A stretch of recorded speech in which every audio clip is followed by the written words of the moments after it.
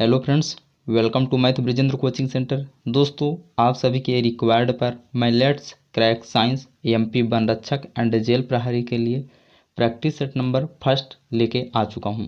इसमें सभी अति संभावित प्रश्न शामिल हैं फ्रेंड्स, जो आपके वन रक्षक एंड जेल प्रहरी के पेपर में पूछे जा सकते हैं। तो फ्रेंड्स, वीडियो को पूरा लास्ट तक ज़रूर देखिए। और हाँ, आप लोग अगर इस चैनल पर नए होंगे तो चैनल को सब्सक्राइब जरूर कर लेंगे, बेल आइकन को प्रेस कर लेंगे, तभी इसके आगे के आने वाले प्रैक्टिस सेट का नोटिफिकेशन आप सभी को मिल पाएगा। जैसा कि आप सभी को पता है फ्रेंड्स कि एमपी फॉरेस्ट गार्ड का एग्ज़ाम 22 मई से स्टार्ट होने जा रहा है। तो आप सभी को बहुत अच्छे से प्रिपेयर होकर जाना है फ्रेंड्स, ताकि आप एग्ज़ाम में बहुत अच्छे से स्कोर कर पाएँ। तो चलिए देखते हैं फ्रेंड्स पहला क्वेश्चन। और हाँ, वीडियो को लाइक करके शेयर जरूर कर दीजिए, ठीक है। ये आप लोगों के रिस्पॉन्सिबिलिटी पर डिपेंड करेगा कि आप लोग इस क्लास को कितना चाह रहे हैं। देखिए फ्रेंड्स, पहला क्वेश्चन पूछा जा रहा है कि निम्नलिखित में से किसे दैहिक कोशिका विभाजन भी कहा जाता है। ऑप्शन नंबर ए दिया समसूत्री विभाजन, अर्धसूत्री विभाजन, यह दोनों, इनमें से कोई नहीं। तो इसका करेक्ट आंसर हो जाएगा dear friends option number A, समसूत्री विभाजन। आप सभी को बता दो फ्रेंड्स कि जो हमारे शरीर में कोशिकाएं होते हैं, केवल अंडाणु और शुक्राणु को छोड़ करके सभी कोशिकाओं में 46 बोले तो 46 गुणसूत्र पाए जाते हैं। और इनमें जो विभाजन होता है फ्रेंड्स, वो समसूत्री विभाजन होता है। समसूत्री विभाजन वह विभाजन कहलाता है फ्रेंड्स जिसमें इनिशियल पहले की कोशिका में 46 गुणसूत्र होते हैं, और डिवाइडेशन होने के बाद, विभाजित होने के बाद भी उतने गुणसूत्र होते हैं इन सभी कोशिकाओं में भी। अगर ये एक कोशिका टूटा फ्रेंड्स, दो कोशिका बना, इसमें भी 46 गुणसूत्र होंगे। यह समसूत्री विभाजन कहलाता है। और ये हमारे बॉडी के सभी कोशिकाओं में होता है, दो कोशिकाओं को छोड़ करके केवल अंडाणु और शुक्राणु। अंडाणु और शुक्राणु को जर्म सेल कहते हैं फ्रेंड्स। इनमें जो विभाजन होता है वो अर्धसूत्री विभाजन होता है। पहले इसके कोशिका में अगर 46 क्रोमोसोम है, तो डिवाइडेशन के बाद इनमें फ्रेंड्स 23 में विभाजित हो जाता है। इसे हम अर्धसूत्री विभाजन कहते हैं। तो आप सभी को समझ में आ गया होगा फ्रेंड्स, दैहिक कोशिकाओं में समसूत्री विभाजन होता है, इसलिए दैहिक कोशिका विभाजन भी समसूत्री विभाजन को कहा जाता है। देखिए फ्रेंड्स, नेक्स्ट क्वेश्चन पूछा जा रहा है कि सामान्य द्रव्यमान के दो कण क्रमशः त्रिज्या r1 और r2 के वृत्ताकार पथ के समान वेग से परिक्रमा कर रहे हैं, उनके अभिकेंद्री बल का अनुपात क्या होगा। जो सेंट्रीपिटल फोर्स होता है फ्रेंड्स, इसका फार्मूला होता है आपका FC इक्वल mv² अपान r।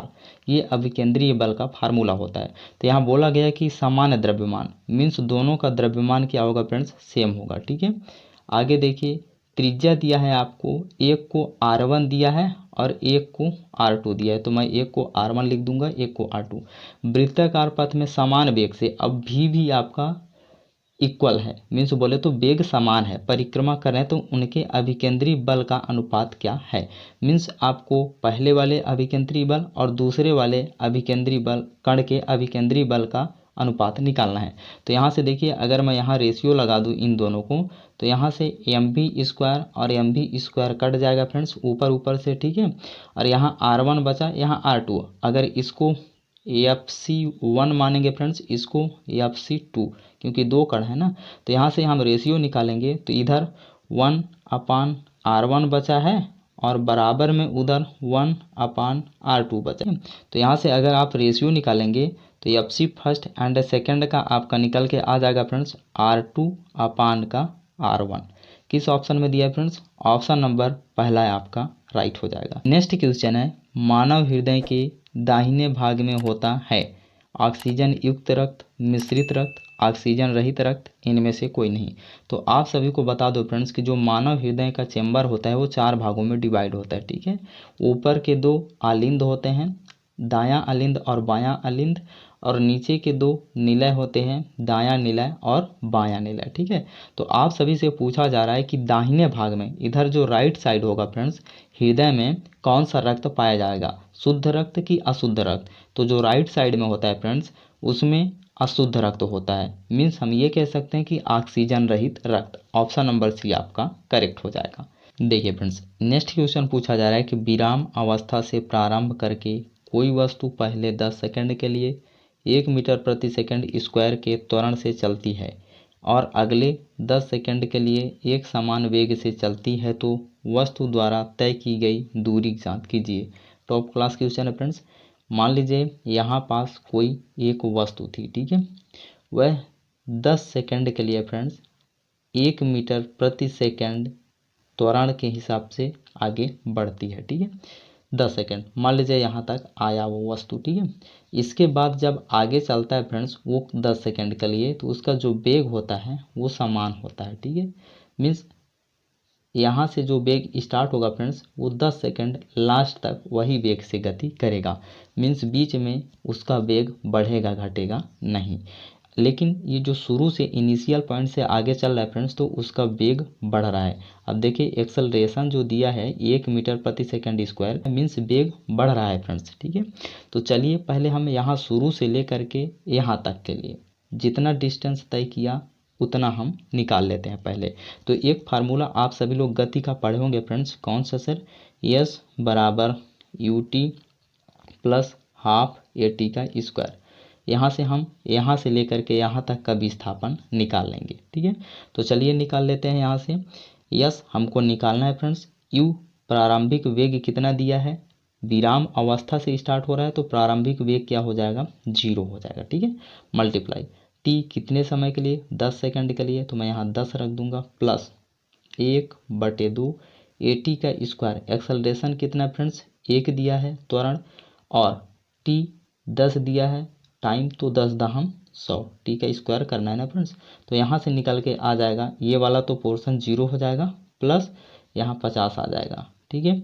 तो आधी दूरी जो चली थी फ्रेंड्स एक्सेलरेशन के द्वारा, तो वो वाला डिस्टेंस बोले तो विस्थापन निकल करके आ गया कितना, 50 मीटर, ठीक है।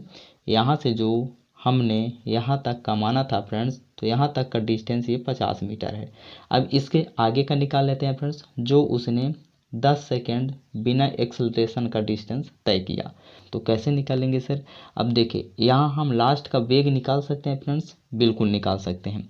शुरू का वेग तो 0 था, लास्ट का वेग निकालने के लिए हमारे पास एक गति का समीकरण होता है फ्रेंड्स, v बराबर u प्लस ए टी, ठीक है। तो चलिए v का मान कितना दिया है यही तो हमको निकालना है। तो v बराबर u का मान कितना दिया है, विराम अवस्था से स्टार्ट हुआ था तो 0 आ जाएगा, प्लस a का मान कितना दिया है, आप बोलेंगे सर 1 दिया है, और t का मान कितना दिया है, 10 दिया है। तो v बराबर कितना आ गया, आप बोलेंगे सर 10 मीटर प्रति सेकंड इसका लास्ट वेग आ गया, अंतिम वाला वेग, ठीक है। जब अंतिम वाला वेग यहाँ फ्रेंड्स 10 मीटर प्रति सेकंड आ गया तो ये 10 सेकंड तक इसी चाल से तय किया, इस डिस्टेंस को 10 सेकंड तक इसी चाल से तय किया। तो 10 सेकंड तक, एक सेकंड में जब 10 मीटर चल रहा है तो 10 सेकंड तक चला तो 10 दहम 100 मीटर चलेगा। ये वाला डिस्टेंस आपका 100 मीटर आ गया, और ये 50 मीटर। तो टोटल यहाँ से लेकर के यहाँ तक का डिस्टेंस कितना निकल के आया फ्रेंड्स विस्थापन, आप बोलेंगे सर 100 ये 50 ये 150 आ जाएगा। देखिए ऑप्शन में दिया है फ्रेंड्स, आप बोलेंगे सर बिल्कुल ऑप्शन नंबर सी आपका करेक्ट हो जाएगा। देखिए फ्रेंड्स नेक्स्ट क्वेश्चन पूछा जा रहा है, निम्नलिखित में से कौन सा ना तो प्रोकैरियोटिक है ना तो यूकैरियोटिक।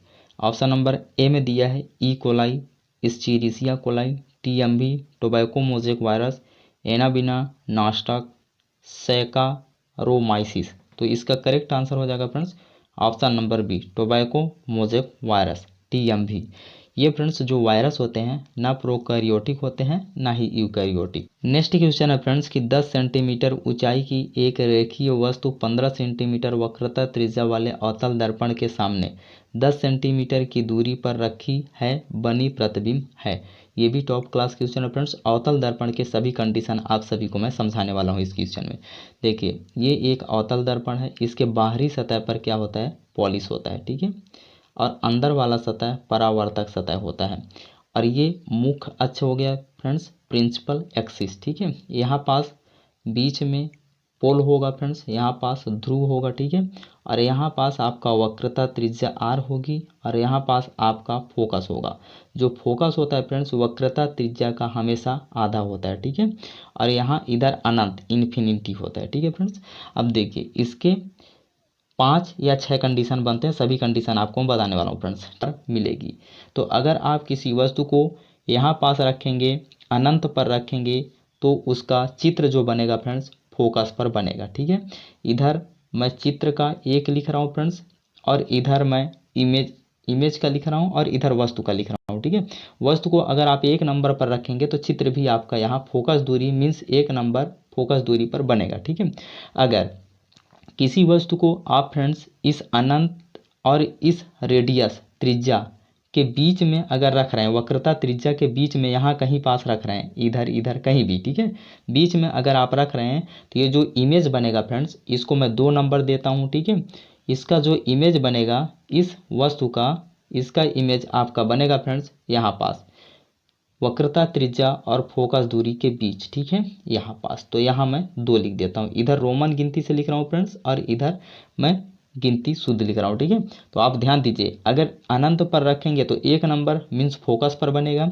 और अनंत और वक्रता त्रिज्या के बीच रखेंगे तो आपका जो इमेज है फोकस एंड आपका वक्रता त्रिज्या के बीच में बनेगा। ठीक है, आप बोलेंगे सर अगर हम वक्रता त्रिज्या पर अगर किसी वस्तु को रखते हैं, तीसरा कंडीशन है। ठीक है, तो डायग्राम कहाँ बनेगा फ्रेंड्स, चित्र कहाँ बनेगा, तो मैं आप सभी को बता दूं फ्रेंड्स, अगर वक्रता त्रिज्या पर आप किसी वस्तु को रख रहे हैं तो उसका चित्र भी वक्रता त्रिज्या पर ही बनेगी।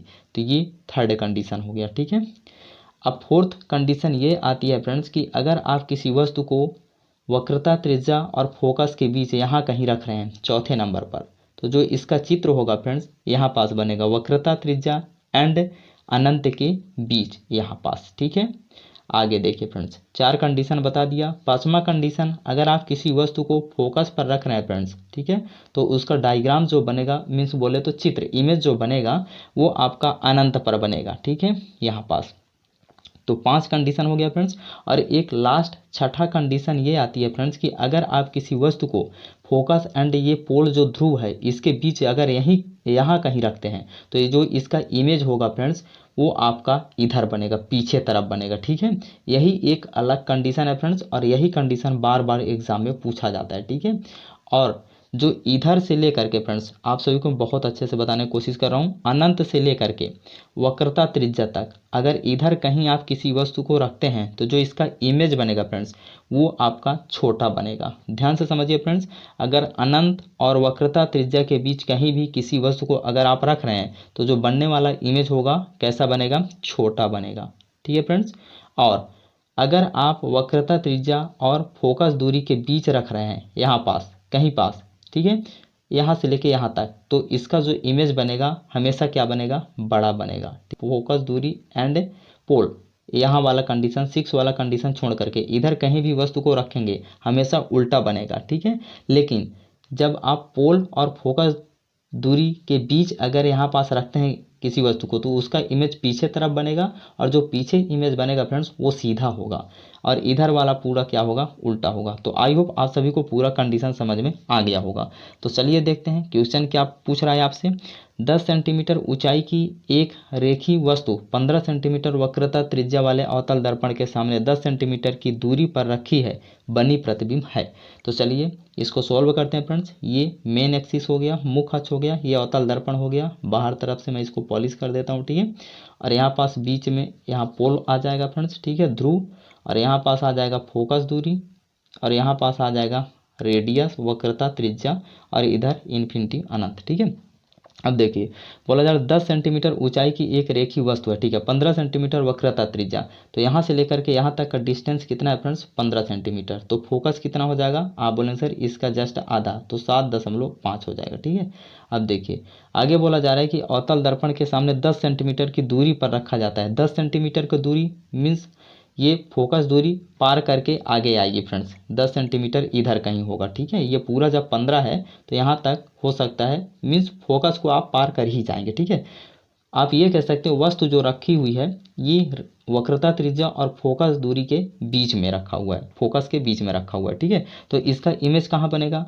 आप बोलेंगे सर ये वाला कंडीशन का इमेज यहाँ बनेगा, अनंत और वक्रता त्रिज्या के बीच बनेगा। ठीक है, तो इधर जब बना ये चित्र फ्रेंड्स, और चित्र का ऊंचाई कितना है 10 सेंटीमीटर, तो ये मैटर नहीं करता फ्रेंड्स कि चित्र कितना बड़ा है। ठीक है, आप उसको रख कहाँ पर रहे हैं, किस कंडीशन में, वो आपका मैटर करता है।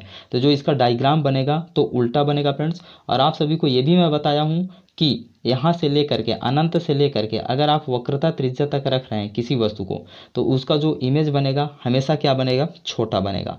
लेकिन वक्रता त्रिज्या से लेकर के अगर फोकस दूरी तक आप किसी वस्तु को रख रहे हैं तो उसका चित्र होगा फ्रेंड्स, इमेज होगा, वो हमेशा बड़ा बनेगा। ठीक है, इधर वाला भी बड़ा बनेगा, फोकस और जो पोल के बीच रखा जाता है फ्रेंड्स ये, लेकिन ये सीधा भी बनता है जो पीछे बनता है। ठीक है, तो वो वाला एक अलग केस है इसमें।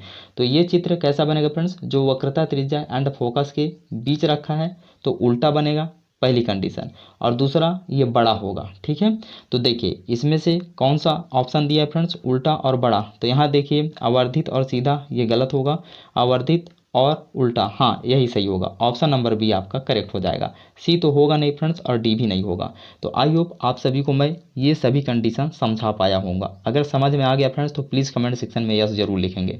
नेक्स्ट क्वेश्चन पूछा जा रहा है कि निम्नलिखित में से किस युग्म में मूत्र में यूरिक अम्ल मौजूद होता है। ऑप्शन नंबर ए पक्षी, मछली, शार्क, आदमी। तो जो प्रोटीन होता है फ्रेंड्स, हम लोग प्रोटीन खाते हैं, सभी जीव जंतु प्रोटीन खाते हैं। जो प्रोटीन होता है हाइड्रोजन, ऑक्सीजन और नाइट्रोजन से मिलकर के बना होता है। तो जो ये इसका अपशिष्ट बनेगा फ्रेंड्स प्रोटीन का, तो उसमें भी तो नाइट्रोजन पाया जाएगा ना। आप बोलेंगे सर बिल्कुल, तो इस नाइट्रोजन को हमारे शरीर या किसी भी जंतु के शरीर से बाहर निकालना बहुत ज़रूरी होता है। ठीक है, तो ये तीन प्रकार से होता है फ्रेंड्स, एक यूरिक अम्ल के द्वारा और एक यूरिया के द्वारा और एक होता है फ्रेंड्स अमोनिया के द्वारा। ठीक है, तो देखिए अगर मैं यूरिक अम्ल का बात करूं फ्रेंड्स तो ये पक्षियों द्वारा और कीटों द्वारा निकाला जाता है, अपने शरीर से ये निकालते हैं यूरिक अम्ल के रूप में इस नाइट्रोजन युक्त अपशिष्ट पदार्थ को। और यूरिया के रूप में फ्रेंड्स मानव आदमी निकालते हैं। ठीक है, और अमोनिया के रूप में फ्रेंड्स मछली निकालते हैं। ठीक है, तो अमोनिया के रूप में मछली और यूरिया के रूप में आदमी और यूरिक अम्ल के रूप में पक्षी एवं कीट। तो यहाँ यूरिक अम्ल के रूप में पूछा जाता है फ्रेंड्स, तो ऑप्शन नंबर आपका फर्स्ट करेक्ट हो जाएगा। नेक्स्ट क्वेश्चन है फ्रेंड्स कि मलेरिया और कालाजार निम्नलिखित में से किसके कारण होता है। ऑप्शन नंबर फर्स्ट दिया है फ्रेंड्स जीवाणु, सेकंड दिया है कवक, थर्ड दिया है प्रोटोजोआ और फोर्थ दिया है विषाणु। तो इसका करेक्ट आंसर हो जाएगा friends option number C protozoa. देखिए फ्रेंड्स नेक्स्ट क्वेश्चन पूछा जा रहा है कि क्षारीय ऑक्साइड बनाने वाले तत्व का परमाणु क्रमांक निम्नलिखित में से कौन सा है। क्षारीय ऑक्साइड केवल धातु बनाते हैं फ्रेंड्स, धातु जो होते हैं प्रकृति में क्षारीय होते हैं, लेकिन जो अधातु होते हैं वो प्रकृति में अम्लीय होते हैं। तो आप सभी को इसमें से वो परमाणु क्रमांक ढूंढना है जो कि एक धातु का होना चाहिए। तो देखिए जो 18 होता है ये आर्गन का होता है, 17 क्लोरीन का होता है और 15 जो होता है फास्फोरस का होता है। जो 19 होता है फ्रेंड्स ये पोटेशियम का होता है जो कि एक धातु है, इसलिए आपका ऑप्शन नंबर सी करेक्ट हो जाएगा। नेक्स्ट क्वेश्चन पूछा जा रहा है फ्रेंड्स कि किस हड्डी को पेक्टोरल गर्डल के नाम से भी जाना जाता है। ऑप्शन नंबर ए दिया है हाथ की हड्डी, कूल्हे की हड्डी, कंधे की हड्डी, पैर की हड्डी। तो इसका करेक्ट आंसर हो जाएगा फ्रेंड्स ऑप्शन नंबर सी कंधे की हड्डी। जो पेक्टोरल गर्डल होता है ना, इसमें हमारा पूरा ये जो भुजा वाला ऊपरी भाग होता है वो पेक्टोरल गर्डल में ही फंसा होता है। देखिए फ्रेंड्स नेक्स्ट क्वेश्चन पूछा जा रहा है कि दाएं अलिंद और दाएं निलय के बीच स्थित वाल्व को क्या कहते हैं। Mitral valve, tricuspid valve, aortic valve, pulmonary valve. तो जो हमारा हार्ट होता है फ्रेंड्स हृदय, वो 4 चैम्बर में डिवाइड होता है। ठीक है, ऊपर अलिंद होता है, नीचे निलय होता है। राइट आर्ट्रियम, लेफ्ट आर्ट्रियम, दायां अलिंद बायां अलिंद। नीचे होता है friends right ventricle, left ventricle, दायां निलय बायां निलय। तो यहाँ पास आपसे पूछा जा रहा है फ्रेंड्स कि जो दायां अलिंद और जो दायां निलय है इन दोनों के बीच में एक रास्ता पाया जाता है, एक वॉल्व होता है जिसे हम कहते हैं mitral valve. Option number first आपका करेक्ट हो जाएगा। इसका सेकंड नाम भी होता है फ्रेंड्स जिसे हम डाइकॉस्पिड वॉल्व भी कहते हैं। ठीक है, और जो यहाँ लेफ्ट आर्ट्रियम और लेफ्ट वेंट्रिकल बोले तो बायां अलिंद और बायां निलय होता है फ्रेंड्स, इन दोनों के बीच में भी एक बॉल्व पाया जाता है, इसका नाम होता है ट्राइकॉस्पिड बॉल्व। तो दोनों को याद रखिए फ्रेंड्स, बहुत इंपॉर्टेंट है। ठीक है, चलिए देखते हैं नेक्स्ट क्वेश्चन। फ्रेंड्स की किस तत्व की कमी से एरिथ्रोपोइसिस बढ़ सकता है। ऑप्शन नंबर फर्स्ट दिया लोहा, प्रोटीन, ऑक्सीजन, इनमें से कोई नहीं। तो इसका करेक्ट आंसर हो जाएगा friends option number C oxygen. Oxygen की कमी से एरिथ्रोपोइसिस बढ़ सकता है। देखिए फ्रेंड्स, नेक्स्ट क्वेश्चन पूछा जा रहा है कि एक मिसाइल को 20 मीटर प्रति सेकंड के प्रारंभिक वेग के साथ अधिकतम परास के लिए दागा जाता है यदि स्मॉल जी गुरुत्वीय त्वरण जी बराबर आपको दिया 10 मीटर प्रति सेकंड स्क्वायर है तो मिसाइल की परास क्या होगी। अब हमको यहाँ अधिकतम परास निकालना है फ्रेंड्स। तो रेंज निकालने का फार्मूला पहले आप सभी लोग जान लीजिए। आर बराबर होता है यू स्क्वायर, बोले तो प्रारंभिक चाल का या वेग का square sine 2 theta upon small g होता है।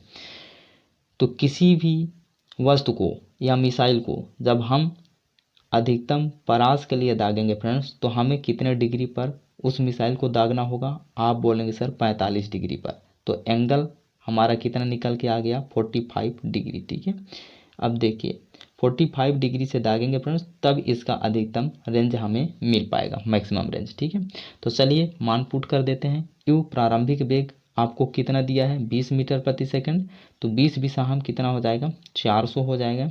आगे देखिए साइन 2 थीटा, तो देखिए थीटा का मान कितना है 45 डिग्री। हमने अपने से लिया है, क्यों लिया है क्योंकि हमें अधिकतम परास पाना है, तो अधिकतम परास के लिए 45 डिग्री पर ही हमें दागा जाना चाहिए। ठीक है, तो 45 दूना कितना हो जाएगा 90, तो साइन 90 डिग्री का मान कितना हो जाएगा 1 हो जाएगा, तो यहाँ पास 1 आ जाएगा। बटे में देखिए जी का मान कितना दिया है 10, तो यहाँ मल्टीप्लाई हो जाएगा तो 400 और डिवाइड कर देंगे 10 से तो 40 आ जाएगा। मीन्स हमारा अधिकतम रेंज कितना निकल के आ जाएगा फ्रेंड्स 40 मीटर। ऑप्शन नंबर पहला आपका करेक्ट हो जाएगा। नेक्स्ट क्वेश्चन है फ्रेंड्स की कोशिका भित्ति अनुपस्थित होती है माइकोप्लाज्मा में कि नॉस्टॉक में कि एस्परजिलस में कि फ्यूनेरिया में, तो इसका करेक्ट आंसर हो जाएगा friends option number first, mycoplasma में कोशिका भित्ति नहीं पाई जाती है। नेक्स्ट क्वेश्चन है फ्रेंड्स निम्नलिखित में से तांबे का अयस्क कौन सा है, पायराइट, कैसिटेराइट, गैलेना, चाल्कोपायराइट, तो इसका करेक्ट आंसर हो जाएगा फ्रेंड्स ऑप्शन नंबर डी, चाल्कोपायराइट होता है तांबे का अयस्क। जो गैलेना होता है फ्रेंड्स ये सीसा का होता है, कैसिटेराइट टिन का होता है और पायराइट लोहा का होता है। नेक्स्ट क्वेश्चन पूछा जा रहा है डियर फ्रेंड्स कि निम्नलिखित में से किस अंग की खराबी के कारण किसी व्यक्ति का मल सफ़ेद भूरे रंग की होती है। ऑप्शन नंबर ए दिया है अग्नाशय, गुर्दा, प्लीहा, यकृत, तो इसका करेक्ट आंसर हो जाएगा फ्रेंड्स ऑप्शन नंबर डी, जिगर, यकृत। इसमें दो प्रकार के पदार्थों का स्त्राव होता है फ्रेंड्स जिसे बिलीरुबिन एंड बिलीवर्डिन कहते हैं। इन्हीं के कारण जो मल का रंग होता है फ्रेंड्स वो आपका डिपेंड करता है। तो ये जो सफ़ेद भूरे रंग हो जाएगा तो इस यकृत के द्वारा ये दोनों पदार्थ स्त्रावित नहीं होंगे, नहीं निकलेंगे, इसलिए इसका कलर क्या हो जाएगा चेंज हो जाएगा, इसलिए इसका आंसर हुआ फ्रेंड्स ऑप्शन नंबर डी, यकृत। नेक्स्ट क्वेश्चन पूछा जा रहा है डियर फ्रेंड्स कि बर्निंग फिट सिंड्रोम किस विटामिन की कमी के कारण होता है। Option number A vitamin B5, vitamin A, vitamin D, vitamin E, तो इसका करेक्ट आंसर हो जाएगा friends option number first, vitamin B5। Friends आप सभी को ये प्रैक्टिस सेट कैसा लगा प्लीज़ कमेंट सेक्शन में ज़रूर बताएंगे। अगर अच्छा लगा होगा तो वीडियो को लाइक करके इतना शेयर करिए ना कि हमें पता चल सके कि इसका सेकंड पार्ट आप सभी को देना चाहिए। आप लोगों की रिस्पॉन्सिबिलिटी पर इस क्लास को मैं छोड़ रहा हूँ फ्रेंड्स। आप सभी लोग ज़रूर अपना रिस्पॉन्स दिखाइए, आपका रिस्पॉन्स ही हमें बताएगा कि इस प्रैक्टिस सेट को कंटिन्यू रखना चाहिए कि नहीं। और हाँ, चैनल पर नए होंगे तो चैनल को सब्सक्राइब जरूर कर लेंगे, तभी आपको आगे आने वाले प्रैक्टिस सेट का नोटिफिकेशन मिल पाएगा। टेक केयर, लव यू, मिलते हैं अगले प्रैक्टिस सेट के साथ, तब तक के लिए आप सभी का आशीर्वाद, जय हिंद।